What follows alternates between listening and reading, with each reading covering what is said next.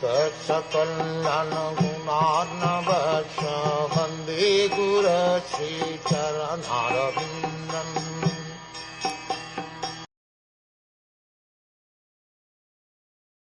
For the first month, Dhruva Maharaj ate only fruits and berries on every third day, only to keep his body and soul together, and in this way he progressed in his worship of the Supreme Personality of Godhead. Kapitha is a flower which is known in Indian vernacular as kayeta.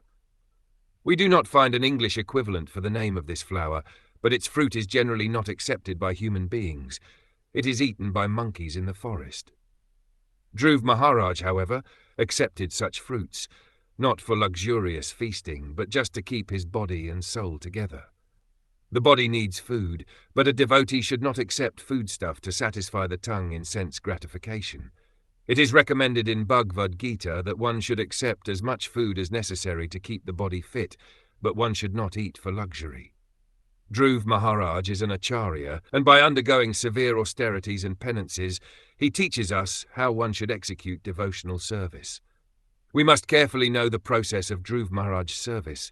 How severely he passed his days will be shown in later verses.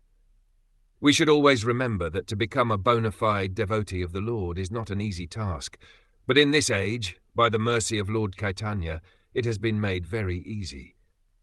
But if we do not follow even the liberal instructions of Lord Chaitanya, how can we expect to discharge our regular duties in devotional service? It is not possible in this age to follow Dhruva Maharaj in his austerity, but the principles must be followed. We should not disregard the regulative principles given by our spiritual master, for they make it easier for the conditioned soul. As far as our iskcon movement is concerned, we simply ask that one observe the 4 prohibitive rules, chant 16 rounds, and, instead of indulging in luxurious eating for the tongue, simply accept prasada offered to the Lord. This does not mean that with our fasting the Lord should also fast. The Lord should be given foodstuff which is as nice as possible. But we should not make it a point to satisfy our own tongues. As far as possible, we should accept simple foodstuff, just to keep the body and soul together to execute devotional service. It is our duty to remember always that in comparison to Dhruva Maharaj we are insignificant. We cannot do anything like what Dhruva Maharaj did for self-realization, because we are absolutely incompetent to execute such service. But by Lord Chaitanya's mercy, we have been given all concessions possible for this age.